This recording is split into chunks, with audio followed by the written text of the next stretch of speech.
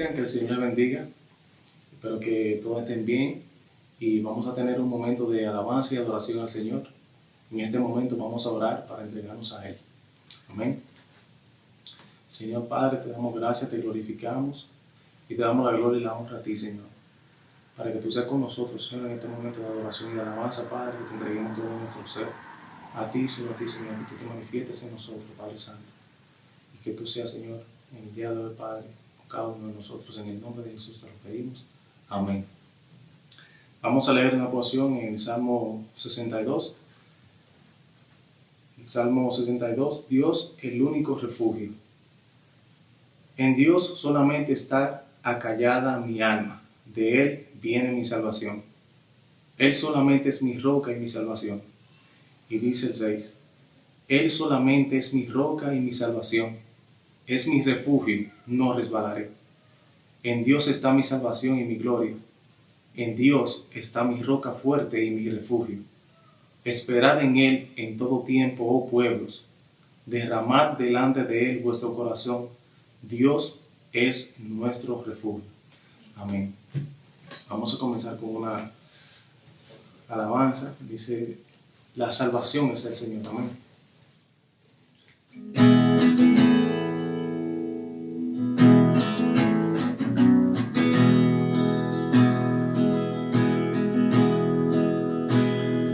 Aunque el mal se levante contra mí, no temeré, no temeré. Aunque vea mi carne perecer, no temeré, no temeré. Si al sufrir se conmueve mi fe,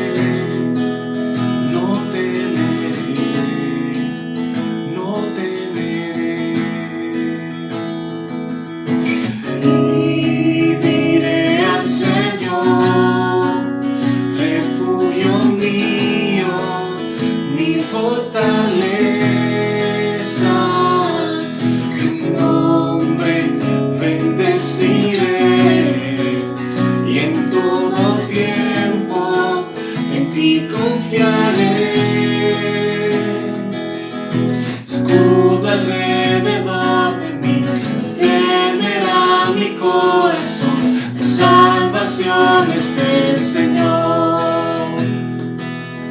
Mi vida escondida está en Cristo por la eternidad, la salvación es del Señor. Todo el peso de su ira recargó sobre Jesús y no temeré. Perfecto amor que ha cubierto mi maldad y echó fuera mi temor y no temeré. Y diré al Señor, refugio mío, mi fortaleza, tu nombre bendeciré y en todo tiempo en ti confiaré. Escudo alrededor de mí, no temerá mi corazón, la salvación es del Señor. Mi vida escondida está en Cristo por la eternidad, la salvación es del Señor.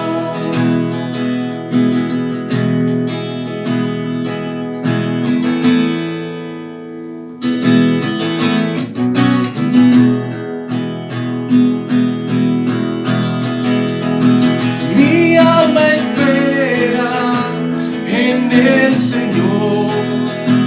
Él es mi roca y mi canción, me aferro a sus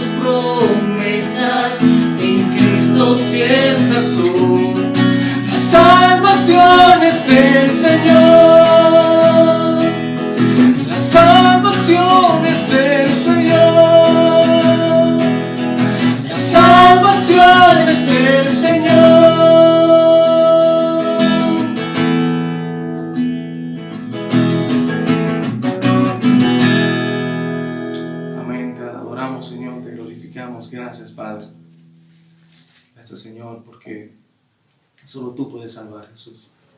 Así queremos cantarte, Señor.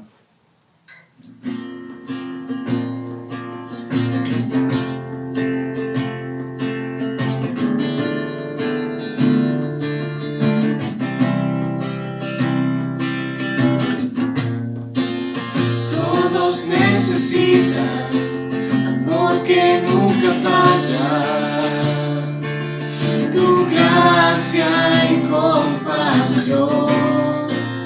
Todos necesitan perdón y esperanza, y un Dios que salva.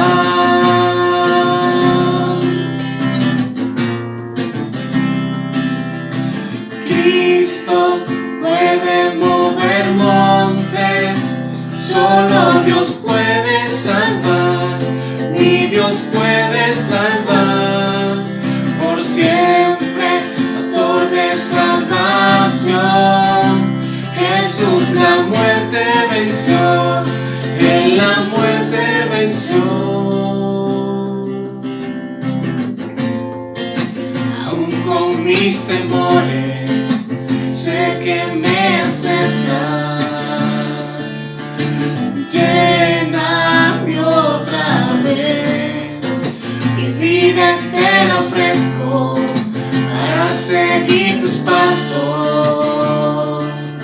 a ti me rindo.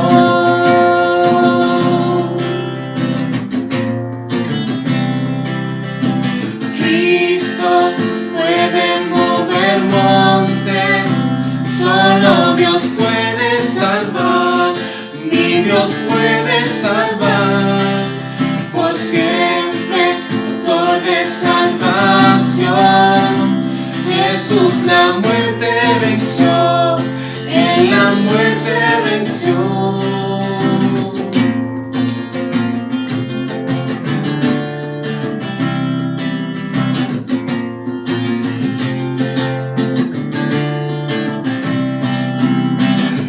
En la tierra tu luz brillará, cantamos por la gloria de tu majestad. Jesús, en la tierra tu luz brillará, cantamos por la gloria de tu majestad. Cántale con nosotros. Cristo puede mover montes, solo Dios puede salvar, mi Dios puede salvar, por siempre, autor de salvación. Jesús la muerte venció, Él la muerte venció. Cristo puede mover montes, solo Dios puede salvar, mi Dios puede salvar, por siempre, autor de salvación. Jesús la muerte venció, Él la muerte venció. Gracias, Padre. Tu nombre es exaltado, Señor. Te glorificamos, Señor, y te damos gracias.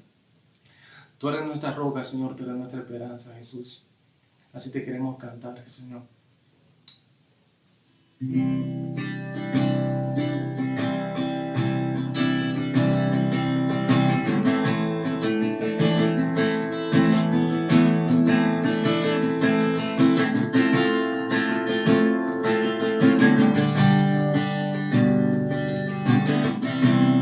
esperanza está en Jesús, en su justicia y en la cruz. De nadie más dependeré, solo en su nombre confiaré.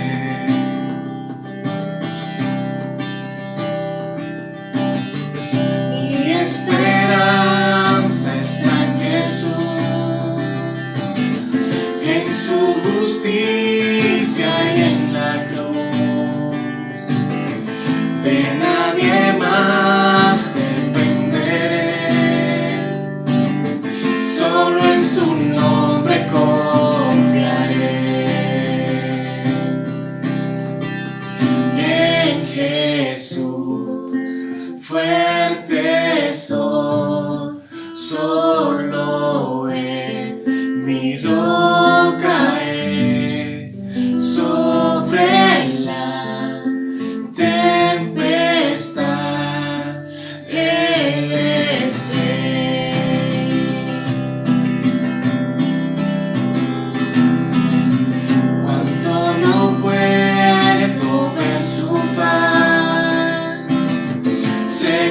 su gracia es siempre igual. A la tormenta venceré, mi ancla firme está en él. Mi ancla firme está en él. Y en Jesús fuerte soy, solo Él mi roca es. Sobre la tempestad Él es Rey.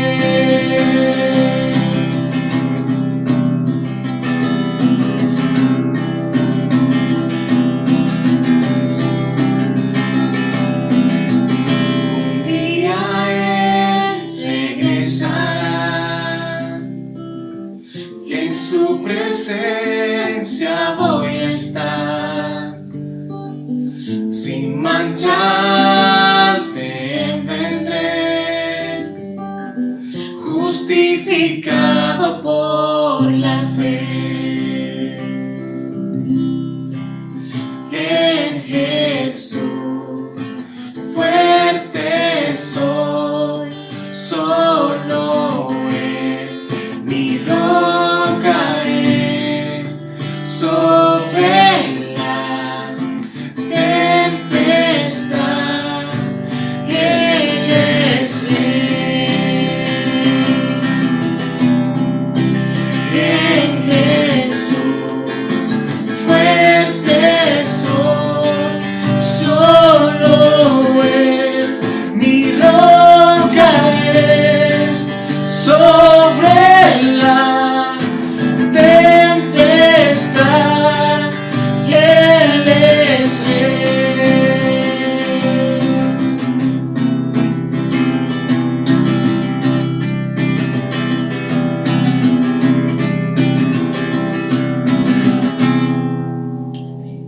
Amén. Que el Señor les bendiga.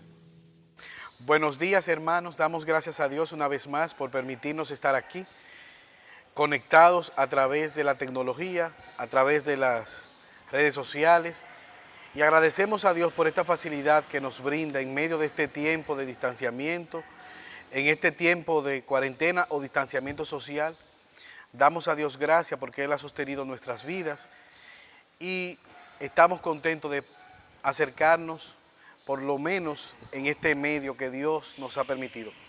Quisiera invitarte a que puedas ir y buscar una Biblia. Si tienes una Biblia en tu casa, búscala, y que podamos juntos disponer nuestro corazón, nuestra mente y todo lo demás para poder recibir su palabra. Vamos a orar para presentarnos delante del Señor, dándoles gracias a Dios y suplicando de su mediación, porque sabemos que se hace un poquito más difícil por esta vía, estando quizás en los hogares, pero sabemos también que el mismo Dios que ha estado con nosotros en el templo cuando nos congregamos, es el mismo Dios que también está con nosotros por medio de la predicación y por medio de la tecnología. Inclina tu rostro ahí donde me estás mirando y acompáñame a orar. Oremos. Señor, te alabamos y te bendecimos y te damos gracias porque tú eres un Dios misericordioso, tú eres un Dios grande. Oramos a ti, Señor, presentando primeramente la situación del país y del mundo. Ten misericordia, oh Dios, en medio de esta pandemia. Oramos también por nuestras autoridades para que tú le des la sabiduría en medio de esta crisis, para que puedan dirigir conforme a tu voluntad, oh Señor. Dales, oh Dios, la templanza requerida para actuar en medio de esta crisis. Pero también oramos por la población de nuestro país especialmente. Dales, oh Señor, el entendimiento y la seriedad de lo que está pasando, para que juntos podamos acatar las disposiciones de nuestros gobernantes. Mira, oh Dios, oro por cada hermano que está escuchando en esta hora, que está participando con su familia. Permítenos, oh Señor, adorarte, permítenos escuchar tu palabra, quizás aquietar nuestra alma y poder recibir tu palabra con claridad. Mira, oh Dios, al predicador, dale la sabiduría, dale el entendimiento, dale la concentración requerida para poder predicar tu palabra con autoridad, con claridad, estando consciente de que Él está en presencia de uno y ese uno eres tú. Mira, oh Dios, que sus debilidades no sean un impedimento para predicar tu palabra. Pero también oro, oh Dios, por aquellos que están escuchando y que quizás no te conocen. Tráeles con lazos de amor. Tráeles en fe y arrepentimiento. Mira, Señor, aquellos que quizás están pasando por sufrimiento, por enfermedad, quizás están con algún síntoma o dudosos de si tienen o no la enfermedad. Quizás han perdido algún ser querido o se encuentran en sufrimiento. Acompáñales, tú que eres el consolador. Señor, ayúdanos en medio de este proceso y conforme a tu misericordia, permítenos lo más pronto posible estar unidos de nuevo en nuestro templo para juntos poder cantarte como un solo cuerpo congregacionalmente y adorar tu nombre. Mira, Dios, lo que hemos de hablar, que el sufrimiento no sea un impedimento para poder ver tu plan que se sigue llevando a cabo en medio de las dificultades de la vida. Llénanos de consuelo, llénanos de esperanza y ayúdanos a confiar en tu palabra. Estos favores, oh Dios, te lo pedimos confiando en Cristo. Oramos también, Señor, para que tú dirijas, donde quiera que se esté predicando tu palabra, la sana doctrina, que tú dirijas también a estos hermanos y que tu iglesia que se está congregando en el día de hoy pueda glorificar tu nombre en cualquier lugar donde se encuentre. Estos favores te lo pedimos por Jesús. Amén. He titulado este sermón Esperanza en medio del sufrimiento. Y vamos a estar hablando en la carta del apóstol Pedro, primera de Pedro, capítulo 1, versículo 1 al 9. Esperanza en medio del sufrimiento. Y lo que me propongo en esta mañana es que podamos ver a la luz de este pasaje que el creyente puede resistir la prueba poniendo su confianza en Dios. Al confiar en Dios, nosotros podemos resistir en medio del sufrimiento. Hace algunos años a mí me diagnosticaron una enfermedad en la vista, lo que obligó a usar lentes. Por la necesidad visual que yo tengo, es necesario usar unos lentes. Ahora, todo aquel que ha usado lentes sabe que los lentes nos permiten ver mejor, pero al mismo tiempo tienen un inconveniente y es que se empañan con dificultad. Cuando alguien los toca, cuando le cae polvo, fácilmente se empañan. O cuando una persona, usted está en un clima frío y sale a un clima más cálido, entonces los lentes tienden a empañarse y es necesario entonces limpiar los lentes. Ahora, si hay algo que empaña nuestra visión al caminar en esta tierra, nada más que el sufrimiento. El sufrimiento que viene a nuestras vidas muchas veces empaña la manera como nosotros vemos el plan de Dios. A veces nos impide ver la mano de Dios obrando a pesar del sufrimiento o en medio del sufrimiento. Escuché la historia, quizás usted también la escuchó, de una señora que le fue diagnosticado un cáncer de mama, un cáncer de seno. Y ella decía: hace 4 meses me diagnosticaron un cáncer de seno. Hace 2 días acabo de enterrar o de que mi esposo pierda la vida por el COVID-19. Yo misma estoy contaminada con COVID-19. Y lo más triste fue que no pude ir, no me permitieron estar en el entierro de mi esposo. Y todavía no he podido iniciar con el tratamiento del cáncer de seno. Y ella decía: que alguien me despierte de esta pesadilla. Y lo más triste, hermanos, es que no es una pesadilla. Es una señora que reside en San Francisco de Macorís y está pasando por un profundo dolor, por un profundo sufrimiento. Ella anhela estar en una pesadilla y que en algún momento pueda despertar. De hecho, yo no soy profeta, pero yo sé que tú que me estás mirando, en algún momento de tu vida has pasado por momentos de sufrimiento, por momentos de oscuridad en los cuales no ves la luz, como se dice, al final del túnel, en el cual piensas que no hay esperanza y quizás has llorado, te has desesperado y no sabes a dónde acudir. O quizás en este mismo momento tú me estás mirando y estás en angustiosa inquietud, estás pasando por una temporada de sufrimiento. Hermano, amigo, como dicen las Escrituras en Job capítulo 5, versículo 7, así como las chispas se levantan y vuelan al aire. Dice Job, así el hombre nace para la aflicción. Todos los seres humanos pasamos por sufrimiento. A todos los seres humanos nos toca la prueba y la aflicción. El sufrimiento es una realidad de este lado del sol. Sufre el rico, sufre el pobre, sufre el blanco, sufre el negro. Todos los seres humanos pasan por el sufrimiento. Algunos en mayor o menor grado, no lo sabemos. Mientras más vivamos, sí sabemos que más vamos a sufrir. Mientras más tiempo pasemos en esta tierra, más familiares tendremos que enterrar y más gente veremos en sufrimiento. Entonces, hermanos, la pregunta no es si yo voy a sufrir, si tú vas a sufrir. La pregunta que debemos hacernos, puesto que el sufrimiento es inevitable de este lado del sol, ¿cuál es la actitud que yo debo tener ante el sufrimiento? ¿Cómo debo yo como creyente responder ante el sufrimiento? ¿Cuál es la actitud que debe de tener el creyente en medio del sufrimiento? Esta carta que nosotros vamos a leer, este pasaje que hemos escogido para hablar en esta mañana, ejemplifica de manera clara las razones por las cuales nosotros podemos tener confianza, podemos tener esperanza en medio del sufrimiento. Y de manera global podemos dividir este pasaje, o he dividido este pasaje, en tres grandes encabezados, en los cuales el apóstol Pedro le da a la iglesia a la cual él escribe, tres grandes razones por las cuales ellos pueden tener esperanza en medio del sufrimiento. Y la primera es que Dios les ha dado un nuevo nacimiento. Ellos pueden tener esperanza en medio del sufrimiento porque Dios les ha dado un nuevo nacimiento. La segunda razón es que Dios les ha dado una nueva herencia. Dios les ha dado una nueva herencia. Y la tercera razón es que Dios les ha dado un nuevo gozo. Ahora es importante que resaltemos que al hablar de esperanza, la palabra de Dios no se refiere a un mero deseo que como nosotros la utilizamos en el día de hoy en algunas ocasiones. Alguien puede decir, bueno, yo tengo la esperanza de que hoy no va a llover. O yo tengo la esperanza de comerme un helado. No. Cuando Dios habla de esperanza es algo certero, es algo que se va a cumplir porque Él así lo ha determinado.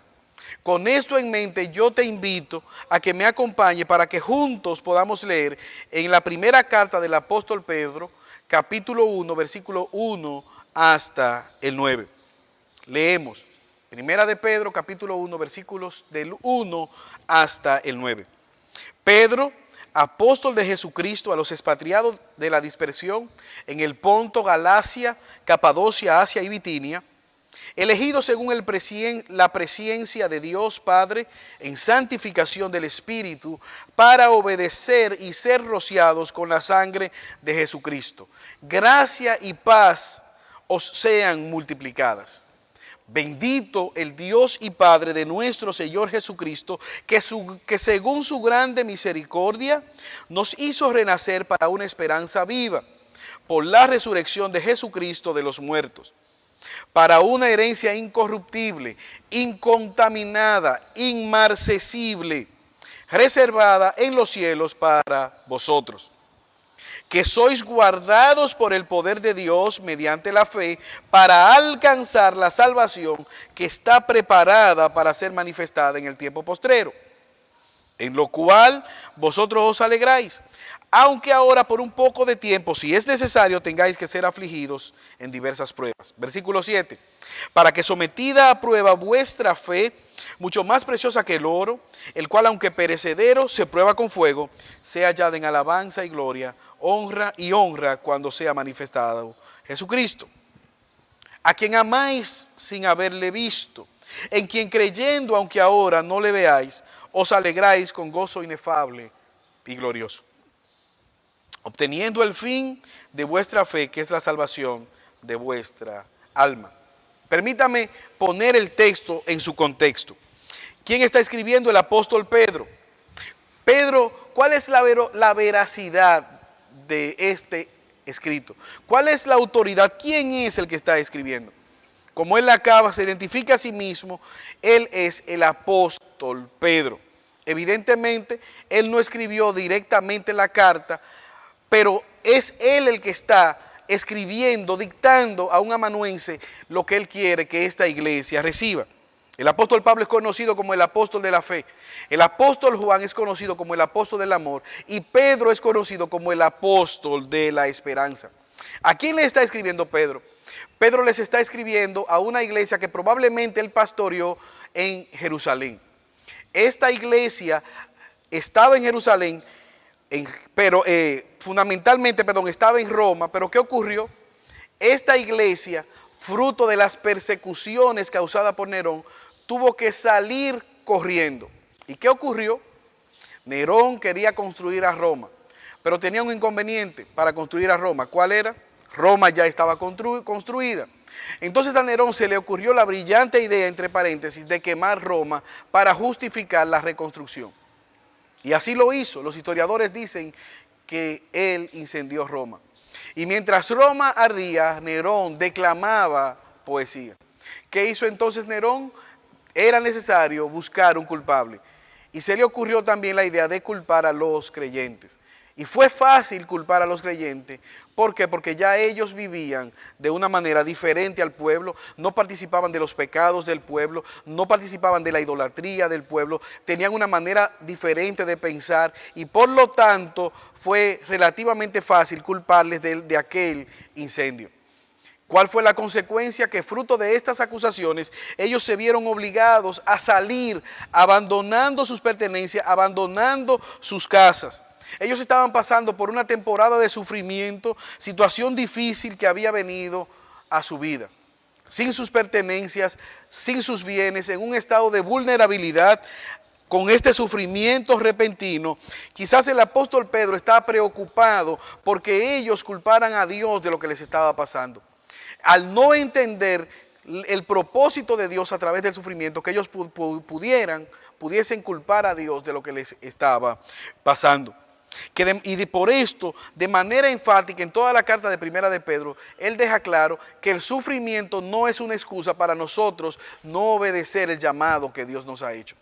Que Dios tiene control a pesar del sufrimiento y se va más lejos, que de ellos debían estar gozosos en medio de las aflicciones y de las pruebas que ellos estaban pasando.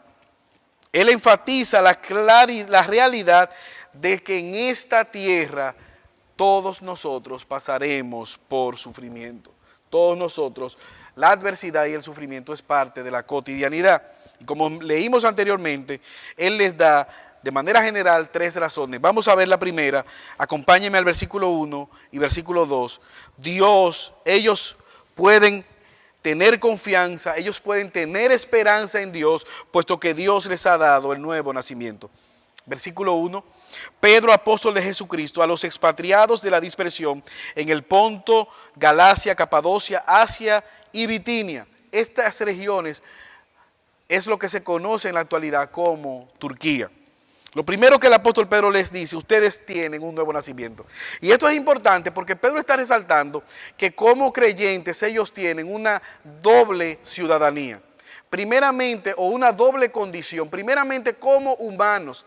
¿Cuál era la condición en su naturaleza terrenal que ellos tenían? Él les dice en el versículo 1 que ellos son expatriados y al mismo tiempo están en la dispersión. Y la palabra expatriado es sin patria, es alguien que está residente de manera temporal, es alguien que está fuera o lejos de su patria. Esa no es su morada definitiva. Ellos son refugiados, extranjeros en este lugar. Estas personas socialmente están desprovistas de las mejores condiciones, puesto que esta no es su ciudadanía. En medio de la pandemia, ustedes han visto cómo los países están en la obligación de recibir, aún estando enfermos, a los nacionales de cada uno de esos países. Rechazando a los demás, pero es obligatorio recibir a los ciudadanos de esa patria. Pero en el caso de las personas a las cuales está escribiendo Pedro, son expatriados, no tienen un lugar. O sea, están lejos del lugar que les pertenece estar. Pero al mismo tiempo están en la dispersión, están regados. Es como cuando un sembrador, la idea es toma un puño de semilla y las lanza. Esas semillas van a caer dispersas. Así lo visualiza Pedro. Ellos están en la diáspora, regados, diseminados por estos lugares que ya él previamente ha mencionado. Ahora, él hace un contraste. Y es interesante porque también ellos tienen una condición espiritual. Esa es su condición humana, ese es el problema, ese es el sufrimiento. Pero ellos también tienen una condición espiritual. Como creyentes, ellos pertenecen al pueblo de Dios. Ellos son, el versículo 2 lo dice claramente, elegidos según la presciencia de Dios. Ellos, aunque humanamente están pasando por dificultades, aunque humanamente están expatriados, ellos tienen una patria celestial. Ellos pertenecen al pueblo de Dios, que es la iglesia. ¿Cómo está formada la iglesia? Está formada por seres humanos que en esta tierra somos peregrinos y extranjeros, esparcidos por todo el planeta, lejos de la patria celestial. Pero pero le dice, ustedes son elegidos. Es la misma idea que narra el autor de los Hebreos en el capítulo 11, versículos 13 y 16. Hebreos capítulo 11 es conocido como el salón de la fama de la fe. Versículo 13, oiga lo que dice, léalo conmigo por favor. Conforme a la fe murieron todos estos sin haber recibido lo prometido, sino mirándolo desde lejos y creyéndolo y saludándolo y confesando que eran extranjeros y peregrinos sobre la tierra. Versículo 14. Porque los que esto dicen claramente dan a entender que buscan otra patria. Versículo 15. Pues si hubiesen estado pensando en aquella de donde salieron, ciertamente también tenían tiempo para volver, pero anhelaban una patria mejor, esto es la patria celestial. Por lo cual Dios no se avergüenza de ser llamado su Dios, porque les ha preparado una ciudad. El autor de los Hebreos dice claramente que estos héroes de la fe caminaron no pensando o anhelando volver a la patria terrenal que abandonaron, sino pensando en esa patria celestial. Y el autor dice, si ellos hubiesen querido volver, si ellos se hubiesen arrepentido de lo que les pasó, bien hubiesen podido volver a la patria terrenal. Y no lo hicieron. ¿Por qué no lo hicieron? Porque su mirada estaba en la patria celestial. Ahora, eso es importante porque nosotros, al igual que ellos, tenemos esas dos nacionalidades, esas dos condiciones. Por un lado, estamos en esta tierra en la cual también, al igual que ellos, somos peregrinos y extranjeros, pero tenemos una patria celestial. Tenemos la confianza, al igual que ellos, de que Dios nos ha concedido esa patria celestial. Y por lo tanto, el sufrimiento y el dolor nos recuerdan que no somos de esta tierra. El sufrimiento, Dios lo utiliza en nuestra vida para hacernos levantar el pie, como cuando alguien camina y tropieza con una piedra y entonces es obligado a prestar atención dónde está caminando. Y algo yo estoy seguro, yo no puedo decir cuáles son todos los propósitos de esta pandemia. Ahora, de alguna manera, en lo referente a lo que yo he vivido, yo lo he comentado con algunos hermanos cercanos y en mi grupo pequeño.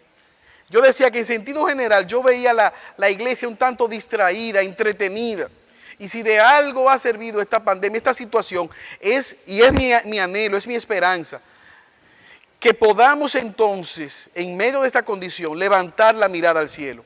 Que podamos entonces prestar atención y venir de manera genuina a los pies de Cristo, conociendo su palabra. Una iglesia entretenida que quizás está distraída, pero que ahora está unida, escuchando la palabra de Dios, orando más, leyendo más las Escrituras, preocupados más los unos por los otros. Estos hermanos estaban sufriendo por estar en una situación de dificultad. Hermanos, si tú y yo somos sinceros, el mundo no ha cambiado. Todo lo contrario, nos ha tocado vivir en un mundo que se opone a Dios, en un mundo enemigo totalmente de Dios, en un mundo inmoral, en donde a lo malo le llaman bueno, en donde diariamente nosotros vemos a hombres y mujeres perversos que se levantan a legislar contra Dios, que levantan su puño contra Dios, destruyendo el matrimonio como Dios lo ha establecido. aprobando el asesinato como es el aborto, normalizándolo, llamando lo que Dios aborrece bueno y menospreciando aquello que Dios llama santo, destruyendo la crianza bíblica, la educación cristiana, menospreciando la verdad de Dios, y se van más lejos. En algunos lugares, musulmanes, asiáticos, matan a las personas. ¿Cuál es el delito? Ser creyentes. Es un mundo hostil que se opone ante la palabra de Dios, que resiste la verdad de Dios. Por lo tanto, hermanos, al igual que ellos, nosotros debemos tener cuidado de que el sufrimiento no nos nuble la mirada, nos haga quitar la mirada de la patria celestial. Por lo tanto, debemos vivir con los pies en la tierra, pero con nuestra mirada en la patria celestial. Nuestra situación de sufrimiento, nuestra situación de inseguridad no debe ser una excusa para nosotros dejar de crecer espiritualmente. No debe ser una razón para nosotros dudar de la fidelidad de Dios. No debe ser una excusa para no crecer en santidad y búsqueda. Todo lo contrario, como decía el gran predicador Charles Spurgeon, lo cito: he aprendido a amar las olas que me arrastran, que me tiran duramente hacia la roca eterna que es Cristo. Yo he aprendido a amar esas olas de sufrimiento, de dificultad, que me llevan a chocar contra la roca que es Cristo. Ahora, ¿qué significa que Dios nos ha dado un nuevo nacimiento?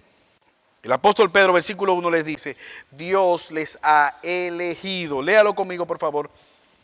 Elegidos según la presciencia de Dios Padre, en santificación del Espíritu, para obedecer y ser rociados con la sangre de Jesucristo.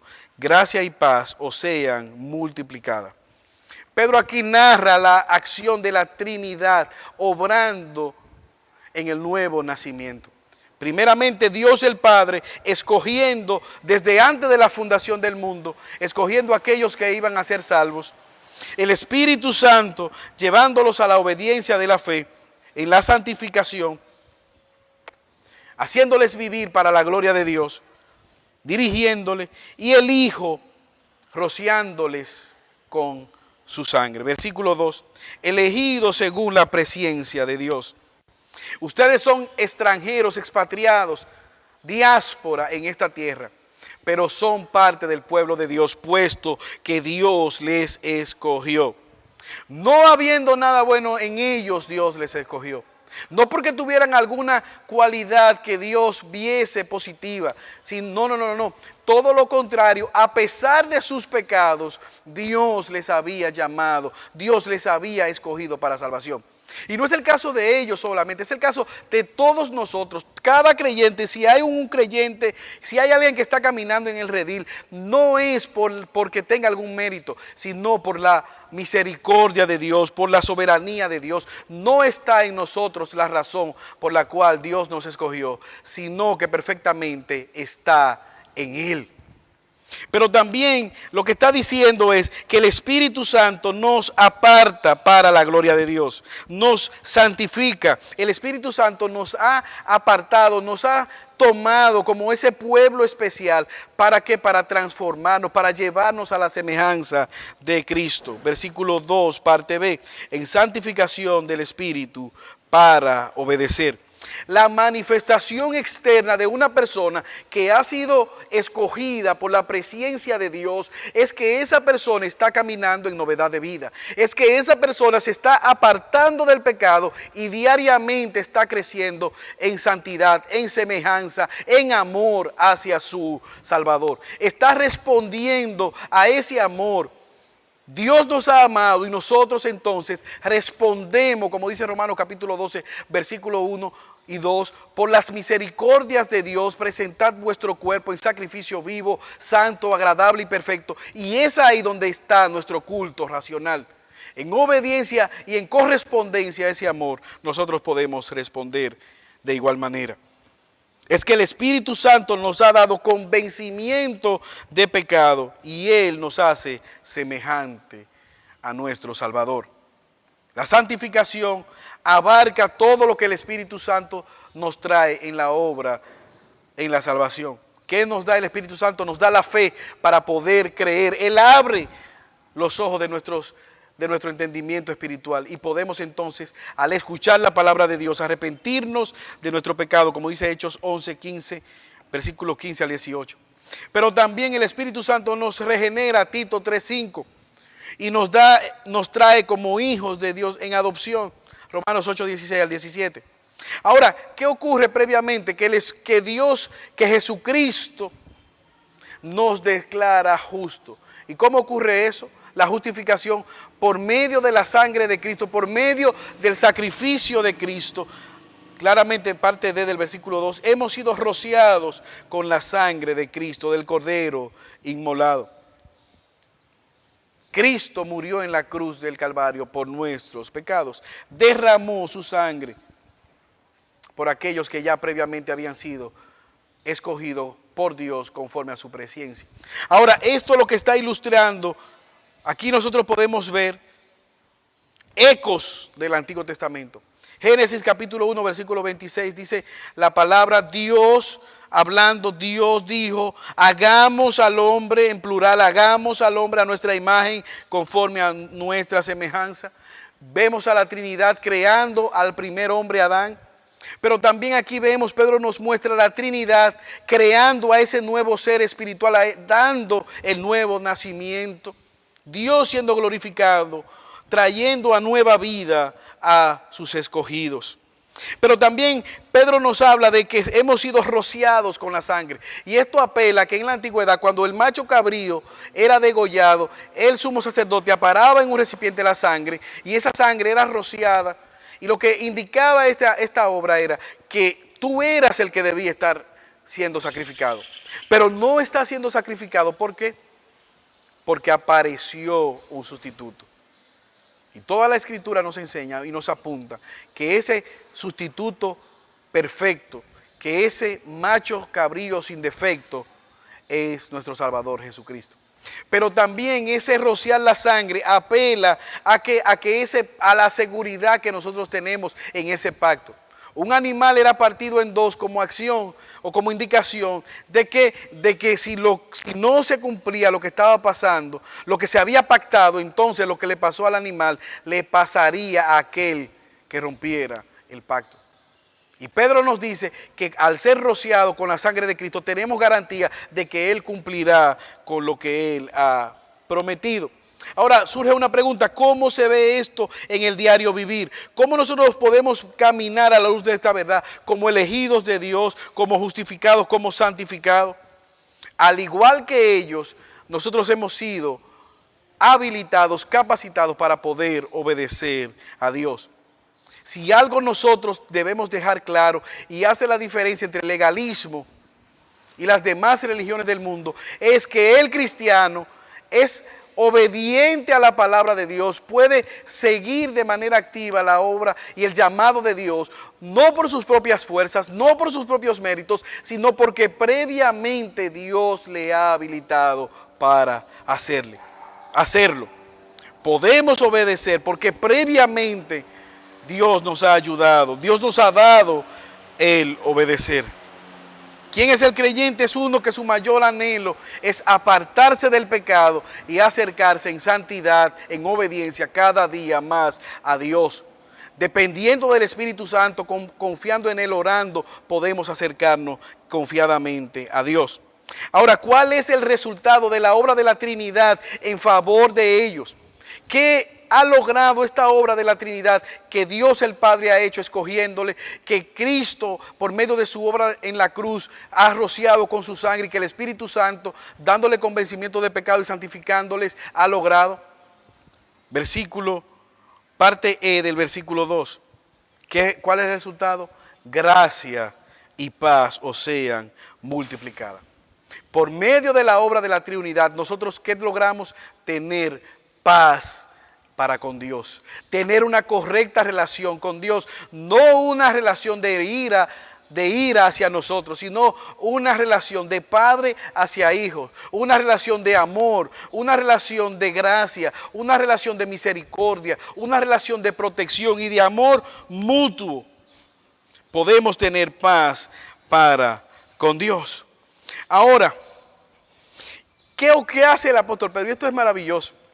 El apóstol Pedro, ante esta gran verdad, en el versículo 3, él levanta un cántico hacia Dios. Por la obra de la Trinidad, el apóstol Pedro glorifica a Dios.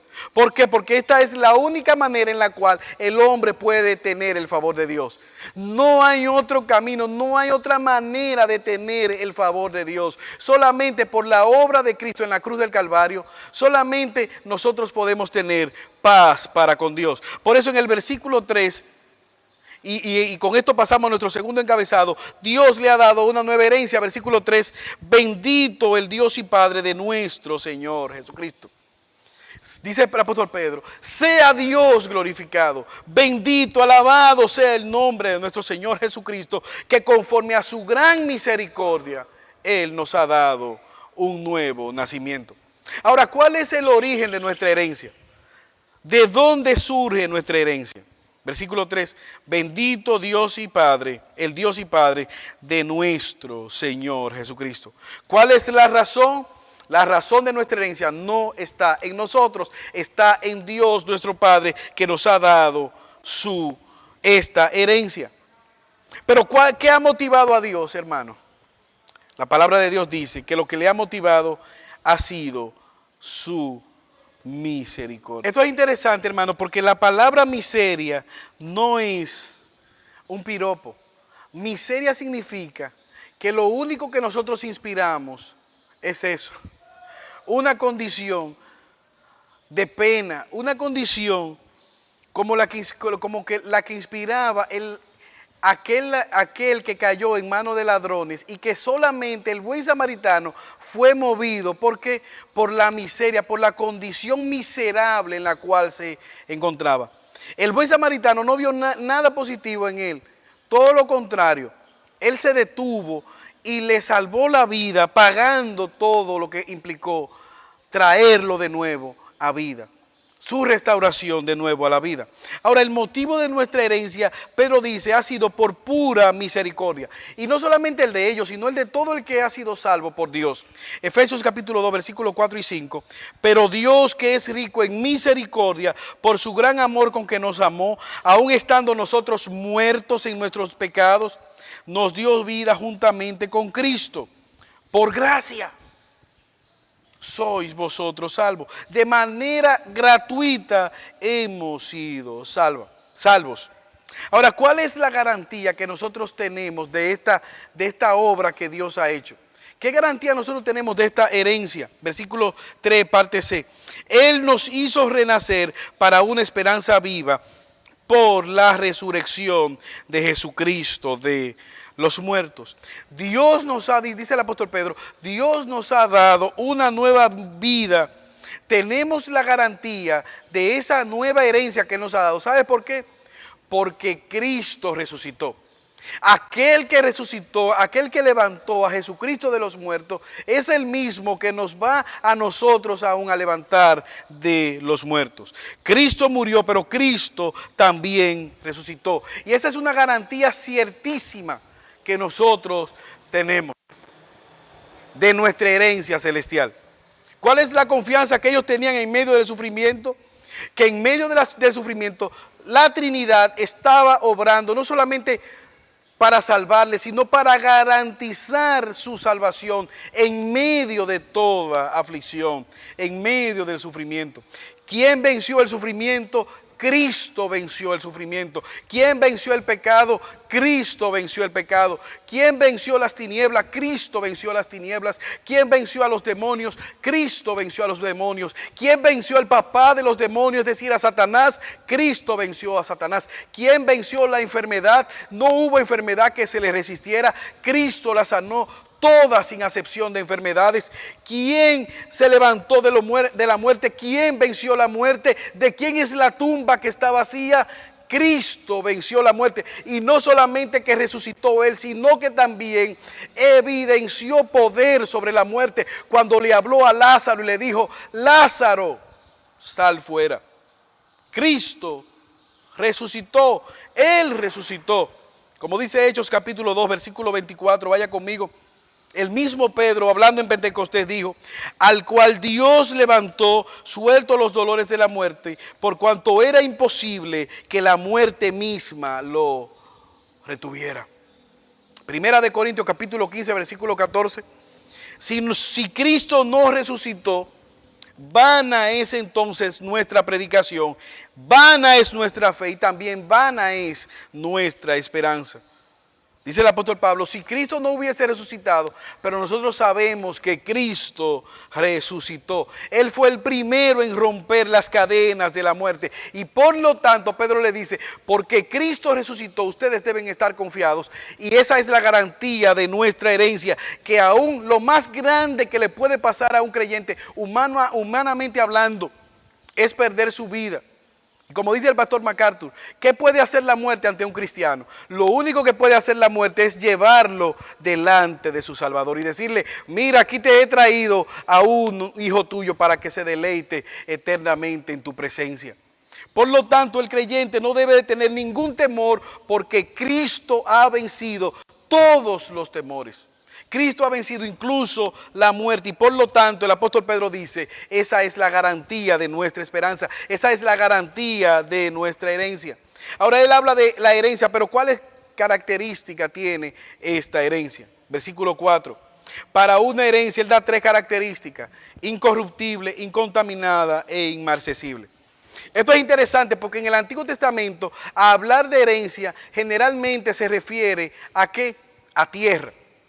El pueblo de Israel, su herencia estaba relacionada con una determinada tierra, la tierra de Canaán. Y eventualmente, cuando el pueblo pecó, ¿qué hizo Dios? En castigo lo sacó al exilio. Y el pueblo se arrepintió y volvió y lo trajo. Pero esta iglesia a la cual Pedro les está escribiendo no tienen tierra. Todo lo contrario, lo que tienen están expatriados, están en un territorio que no es su residencia, que no es su propiedad, que no es su patria. Pero Pedro, inspirado por el Espíritu Santo, le dice, Dios le ha dado herencia, Dios le ha dado una posesión.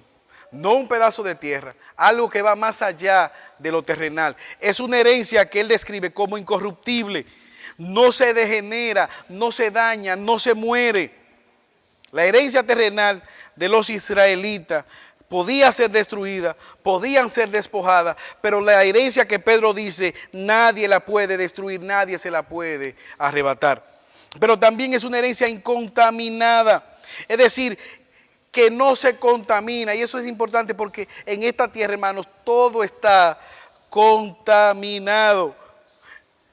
¿Cuál era la manera como, y Jesús habla de esto? ¿Cuál era la manera? Mateo capítulo 6, versículo 19 al 21. La manera de almacenar los tesoros en la antigüedad. ¿Cómo se almacenaban? En telas púrpura, demás telas lino, telas costosas. Pero también se almacenaba en manera de metales o posesiones valiosas. En las casas se guardaba. Pero escuche lo que dice Jesús hablando en Mateo capítulo 6, versículos 19 al 21.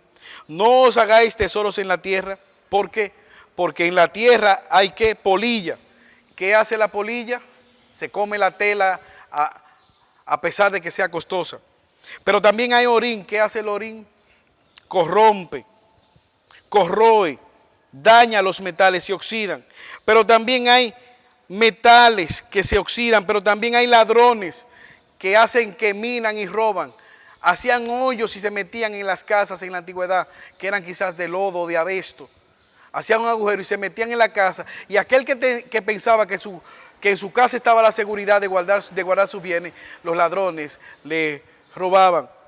La polilla, el orín y los ladrones destruyen las riquezas terrenales. Pero la riqueza del creyente es una riqueza que no se contamina, que nadie la puede robar, que la polilla, en el cielo no hay ladrones, no hay polilla, no hay nada que pueda contaminar nuestra herencia celestial. Pero también la segunda característica es que es inmarcesible. Y esta palabra aquí aplica a que no se gasta, no se marchita. Usted puede ver una rosa recién cortada y usted puede ver la hermosura, pero usted sabe que eventualmente esa rosa ya ha empezado a morir. Y esa belleza caerá, los pétalos se caerán. ¿Por qué? Porque está cortada, se va a marchitar. Pero Pedro dice que la herencia que ellos tenían en Cristo Jesús nunca se va a marchitar.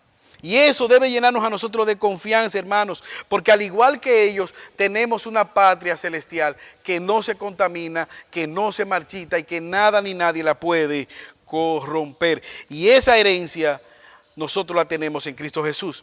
¿Qué garantía entonces tenían ellos de recibir esa herencia? Versículo 4. ¿Cuál era la seguridad? Reservada en los cielos para vosotros. Pedro no solamente promete o les dice que Dios le ha dado esa herencia. Ahora decía la pregunta, ¿y si yo llego y no está? O si yo no puedo llegar. La palabra que Pedro utiliza aquí, esa herencia está reservada en los cielos. Usted ha tenido la experiencia de ir a un hotel. ¿Y qué ocurre? A veces usted puede llegar y el hotel está lleno. Y no tener habitaciones disponibles. Pero ¿qué pasa? Si usted hizo una reservación previa, usted perfectamente puede pasar adelante, dar sus datos, y si la reservación se logró con éxito, se logró de manera exitosa, entonces inmediatamente vendrá alguien, tomará su maleta y le dirigirá acertadamente a una habitación. Es la idea que Pedro quiere transmitir a sus oyentes. Aunque ustedes sean expatriados, aunque ustedes tengan sufrimiento, en Dios ustedes tienen una herencia, pero no solamente una herencia inmarcesible, incontaminada, que no se marchita, sino que también que está garantizada. Ustedes van a recibir, ¿por qué? Porque fue reservada para ustedes. En el cielo hay un espacio reservado para ustedes. Nada ni nadie puede alterar esa realidad. Es decir que, ¿por qué? Porque los cielos son el lugar más seguro. Dios ha garantizado esto. Él lo va a garantizar. Ahora, alguien puede preguntarse, ¿y qué pasaría si no llega? ¿Qué pasaría? Ok, Dios ha reservado el lugar. ¿Y si yo me extravío? ¿Y si yo no llego? Yo tengo un amigo. Él iba a hacer un entrenamiento médico en México por unas 2 semanas. Y él entonces ubicó el hospital donde lo iba a hacer, hizo el papeleo y todo lo demás. ¿Y qué pasó? Que él buscó un hotel que le quedara cerca al hospital. Hizo su reservación, pagó el depósito, la reservación para el hotel. Tomó el avión, llegó a México, le da la dirección del hotel, el nombre del hotel al taxista. El taxista como que no reconoce bien el hotel, pero salen a buscar el hotel. Eventualmente no encuentran el hotel. El amigo mío llama al hotel, le habla con la recepcionista, dice que sí, que perfectamente le está reservado. Entonces ahí donde el taxista le dice, préstame a la que está hablando, a la que está atendiendo en el mostrador, a la que está haciendo la reservación, para que me dé claramente la dirección y yo pueda llegar. Entonces ahí donde él le da la dirección y entonces se ponen a hablar y se dan cuenta que mi amigo estaba en México, iba a hacer el entrenamiento en México, pero él no se dio cuenta y hizo la reservación en un hotel. La reservación estaba correcta en donde él iba a ir, pero el problema fue que él hizo la reservación en un hotel en Argentina. ¿Por qué? Porque habían 2 hospitales con el mismo nombre, uno estaba en México y otro en Argentina. Eventualmente la reservación fue exitosa, pero él estaba en un lugar equivocado. Hermanos, eso no pasa con el creyente. ¿Por qué? Porque nosotros, dice el versículo 4, somos guardados por el poder de Dios mediante la fe. ¿Y qué dice? Y esto habla de propósito, para alcanzar la salvación que está preparada para ser manifestada claramente delante de Dios en el día postrero. No solamente la herencia, sino que también esa herencia está protegida para que nosotros podamos obtenerla. Dios mismo no solamente ha destinado el fin, sino también los medios por los cuales vamos a obtener ese fin. Juan 14:12, cuando estaba con ellos en el mundo, dice Jesús orando al Padre, yo los guardaba en tu nombre, a los cuales me diste, yo los guardé y ninguno de ellos se perdió, sino que el hijo de perdición, para que se cumpliese. ¿Por qué se perdió el hijo de perdición? Responda, porque era un hijo de perdición. Ahora, ¿cómo sabemos que ese poder de Dios nos está guardando? ¿Cómo sabemos que nos está guardando? El mismo texto nos da la respuesta.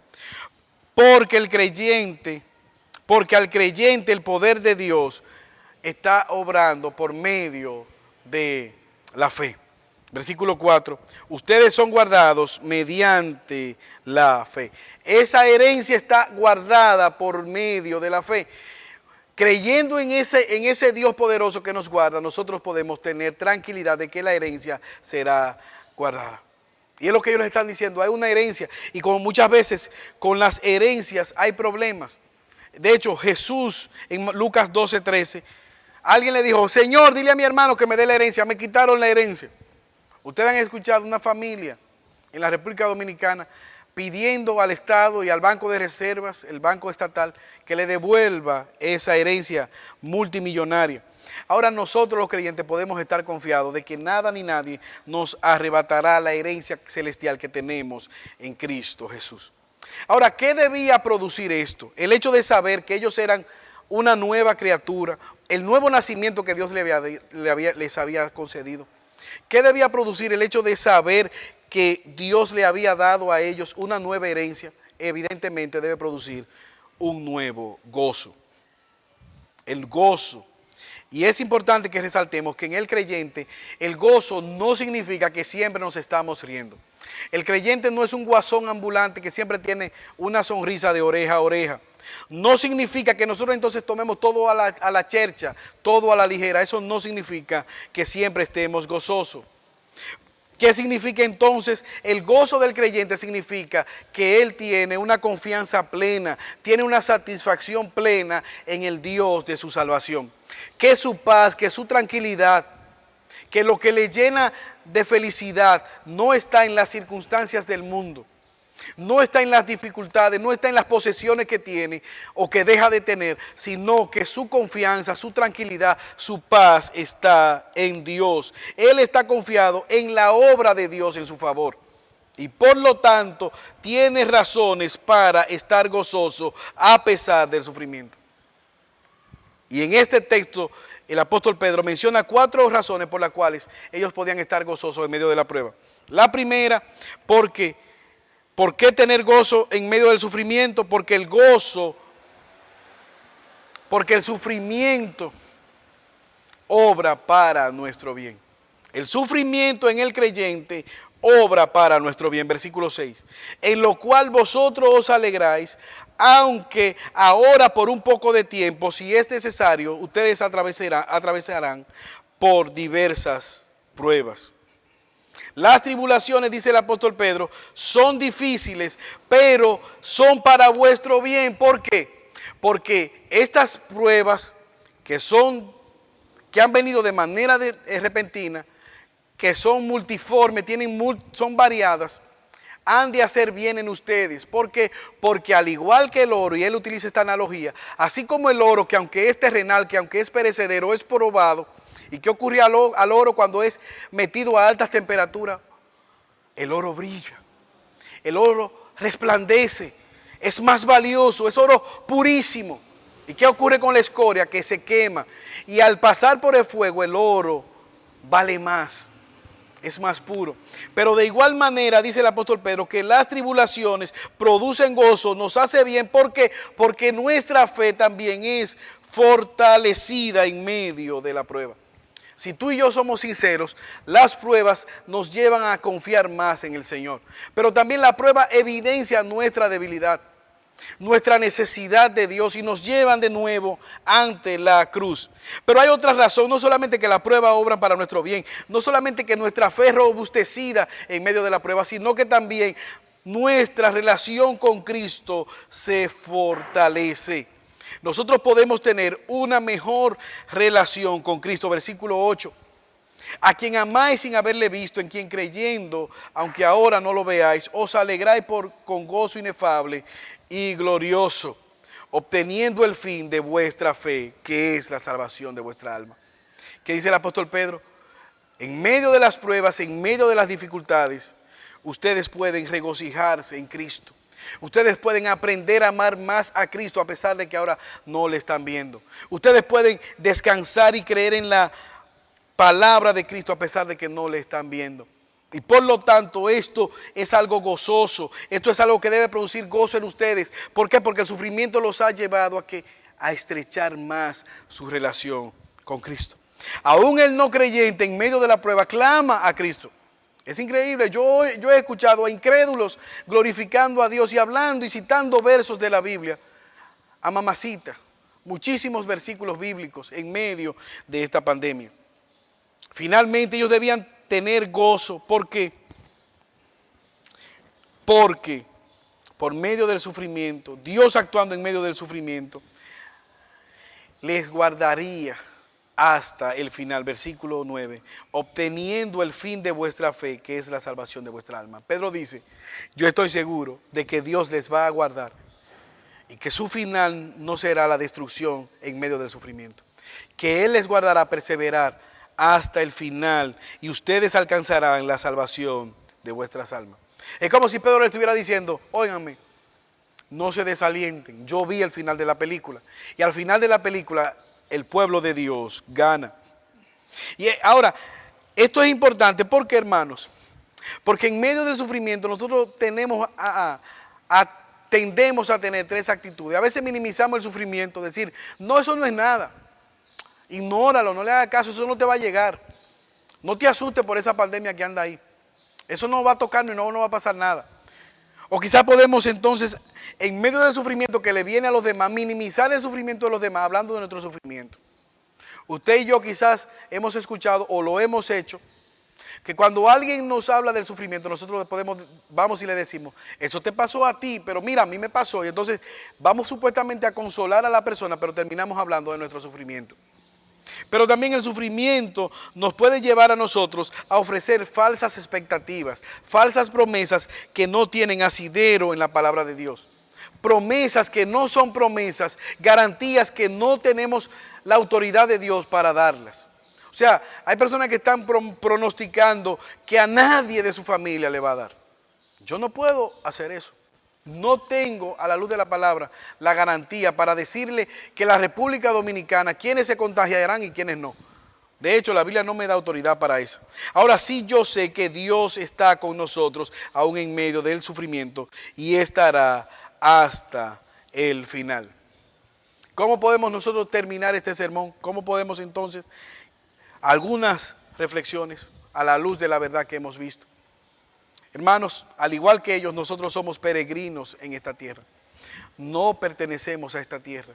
Esta no es nuestra patria definitiva, no es la patria celestial.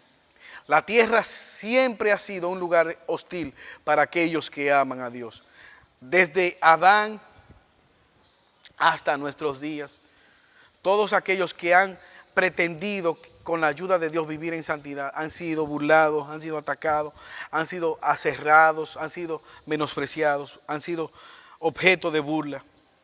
Pero también nosotros vemos que podemos estar seguros en medio del sufrimiento y confiando, no por nuestra fuerza, sino por la promesa que tenemos en Cristo Jesús.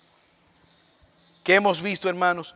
Que podemos mantenernos firmes en la gracia de Dios debido a que Dios garantiza no solamente los medios, sino también la manera para llegar a esos medios.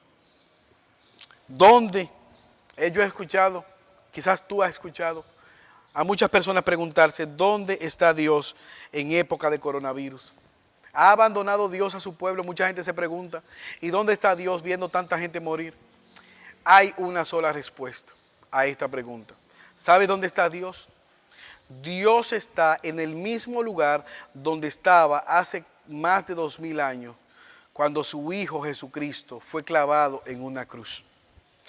Cuando Él murió por tus pecados y por mis pecados, la más grande de todas las injusticias cometidas hacia el único hombre perfecto, hacia el único hombre santo, hacia el único hombre justo. ¿Dónde estaba Dios? ¿Dónde estaba el Padre Celestial sentado en su trono, gobernando de manera soberana? Hermanos, Dios estaba en control cuando entregó a su Hijo en la cruz por nuestro pecado, pero Dios sigue estando en control. todavía en medio de esta pandemia y seguirá estando en control. Venga otra circunstancia, sea cual sea, Dios está en control de todas las cosas. Y por lo tanto, hermanos míos, nosotros tenemos confianza en que en Cristo Jesús, si estamos en Cristo Jesús, tenemos esa nueva naturaleza, que somos una nueva criatura en Cristo Jesús, que tenemos una nueva esperanza y que por lo tanto tenemos un nuevo gozo. Si miras al mundo, estarás angustiado. Si pones la mirada en las redes sociales, en la nota de voz de WhatsApp, en el conteo que salen en los encabezados de los periódicos, van 100, van 108, van 110. Evidentemente, si pones tu confianza en el mundo, estarás angustiado. Pero si miras hacia ti y buscas dentro de ti, estarás depresivo. Ahora, si depositas tu mirada en Dios, evidentemente podrás tener reposo. Como dijo Corrie ten Boom, no mires dentro de ti porque te vas a deprimir. No mires el mundo y las circunstancias. Levanta tu mirada ante aquel o hacia aquel que puede darnos confianza, que puede darnos esperanza en tiempos de dificultad. Oremos. Señor, te alabamos y te bendecimos y te damos gracias por tu palabra. Yo una vez más te pido por aquellos que están en inquietud en este momento, que puedan recibir gozo y tranquilidad en medio del sufrimiento. Oramos, Señor, para que tú aumentes nuestra fe, para que tú nos ayudes, Señor, en esta temporada difícil. Fortalécenos, oh Señor. Nuestra confianza está en ti. Ayúdanos, oh Señor, porque te lo pedimos por los méritos de Cristo. Amén.